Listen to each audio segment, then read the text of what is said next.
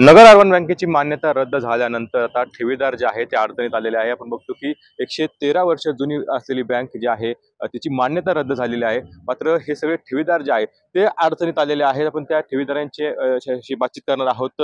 काय सांगाल, अखेर बँक जी आहे ती बंद झाली, नेमकी काय अडचण तुमच्या समोर आहे? आमची लय अडचण आहे, राहायला जागा घर नाही, रिटायर झाली तेवढे पैसे त्याच्यात टाकले होते। आम्ही गेलो की नुसती टाळाटाळी केली या 3 महिन्यांनी 3 महिन्यांनी कायचं उत्तर दिलं नाही। एसपी ऑफिसला गेलो, त्यांनी आम्हाला काही केलं नाही। मुख्यमंत्र्यांनी तरी काहीतरी करावं, याच्यावर करावं, आता दुसरा काही इलाज नाही राहिलेला। नाही तर रस्त्यावर आलेले आहेत, मालक वारलेले आहेत, मुलगा वारलेला आहे, मुलाच्या पोरी येतात, 2 बायको आहे। काय करायचं आम्ही, कसं काय पुढे भीक मागायचं, काय करायचं? हा, एक मुलगा आहे त्याला नोकरी नाही, एवढे सांभाळायचे म्हणलं काय करायचं? आणि काहीच करीत नाही सरकार, काही करीना आणि कोणीच काही करीना। आता आम्हाला आत्महत्या करावं लागेल, संचालकाच्या बंगल्यावर जाऊ। 113 वर्ष जुनी बँक आहे, ही परिस्थिती काय आली नेमकी? ही परिस्थिती तशी सुरुवात झाली, जी बँकेचं खोटं रूपांतर मल्टीस्टेटमध्ये केलं। मल्टीस्टेटमध्ये करण्यामागच उद्देश बँकेच्या ठेवीदारांच्या पैशाची लुटमार करणे होतं। म्हणजे डे नाईट रॉबरी आपण ज्याला म्हणतो, नियोजनपूर्वक ही बँक लुटली गेली। मल्टीस्टेटचे नियम आहेत ते फार वेग असतात, त्याचा फायदा घेऊन अक्षरशः तिथं भ्रष्टाचाराचा धुमाकूळ घातला। रिझर्व्ह बँक दरवर्षी यांना 2014 पासून सांगत होती तुमचं चुकीचं काम चाललंय, तुमचं चुकीचं, पण हे रिझर्व्ह बँकेला घाबरले नाही। 2021ला रिझर्व्ह बँकेने यांना सांगितलं तुम्ही उभं राहू नका, तुम्ही संचालक झाला तर बँक बंद पडेल, परंतु त्यांना बंदच करायची होती, कारण केलेले घोटाळे दाबणार कसे? तर दाबण्यासाठी हा राज्यमार्ग झालेला आहे महाराष्ट्र राज्यामध्ये की बँका संस्था बंद करायच्या आणि घोटाळे दाबून टाकायचे, पैसे खाऊन टाकायचे। असं सध्या परिस्थिती काय बँकेची? म्हणजे कर्ज वाटप किती आहे, ठेवी किती आहे, बाकी आहे, सभासद किती आहे, नेमकी परिस्थिती काय? हा मुद्दा खूप महत्वाचा आहे। बँक कागदावर आज सुद्धा खूप मजबूत आहे, कारण 113 वर्षाची पुण्याई आहे बँकेची।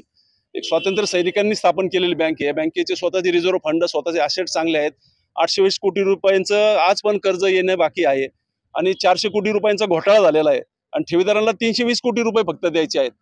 परंतु जर पोलिसांनी जर योग्य कारवाई केली तर हे सर्व पैसे गोळा होऊन ठेवीदारांचे पैसे परत जाऊन बँकेकडे सरप्लस पैसे शिल्लक राहतील आणि त्या माध्यमातून ही बँक सुद्धा परत चालू होऊ शकते। परंतु का शासन यंत्रणा याच्यामध्ये काही साथ देत नाही, त्यामुळे लुटारूंचं फावतंय।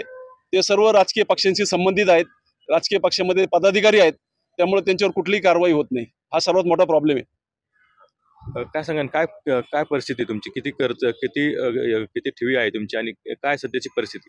या नगर शहर अर्बन बँकेमध्ये माझ्या जवळजवळ 25 लाख रुपयांच्या ठेवी अडकलेल्या आहेत आणि मी कॅन्सरने त्रस्त आहेच आहे, शिवाय मला पोटाचा आजार आहे।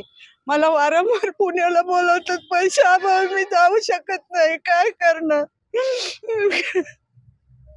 आणि तत्कालीन म्हणजे ही बँक जवळजवळ 4 ऑक्टोबर 2023ला बंद पडली। त्या काळचे संचालक मंडळ, नंतर चेअरमन साहेब, म्हणजे वरिष्ठ अधिकारी, या सर्वांनी मिळून ही बँक लुटली आणि गोरगरिबांचा पैसा। आम्ही सारखं त्या बँकेमध्ये जातो, पण आम्हाला काय नाही, नुसते आश्वासनं देतात आणि मागे पाठवतात, पैसा द्यायलाच तयार नाही। आता काय पुढचं पाऊल काय असणार तुमचं? काय आता आम्ही सर्व ठेवीदार मिळून आणि आपल्या राज्याचे माननीय मुख्यमंत्री साहेब एकनाथजी शिंदे साहेब व तसेच गृहमंत्री फडणवीस साहेब यांनी या केसमध्ये लक्ष घालावे, गोरगरिबांना न्याय मिळवून द्यावा आणि सर्वांच्या ठेवी परत मिळाव्यात, हीच माझी प्रार्थना आहे। काही शेतकरी देखील आपल्या सोबत आहेत, काय सांगा, काय सांगा?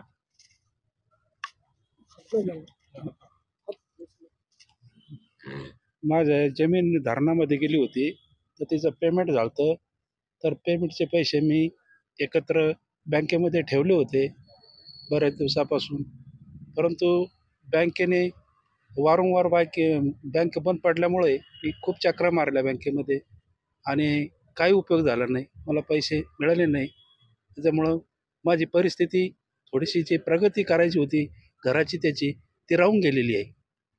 तर नक्कीच बघतो पण कोट्यवधीच्या ठेवी ज्या आहेत त्या या अडकलेल्या आहे आणि हे सगळे आसू जे आहे त्या ठेवीदारांचे आपल्याला बघायला मिळत आहेत। आता ह्या ठेवी आम्हाला मिळाव्या, नाही तर आत्महत्येशिवाय पर्याय नाही, अशा भावना ज्या आहेत त्या ठेवीदारांनी व्यक्त केलेल्या आहेत।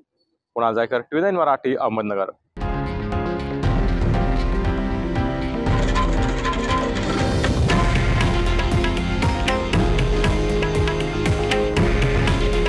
हे आहे देशातील नंबर 1 न्यूज नेटवर्क आणि आपण पाहत आहात TV9 मराठी।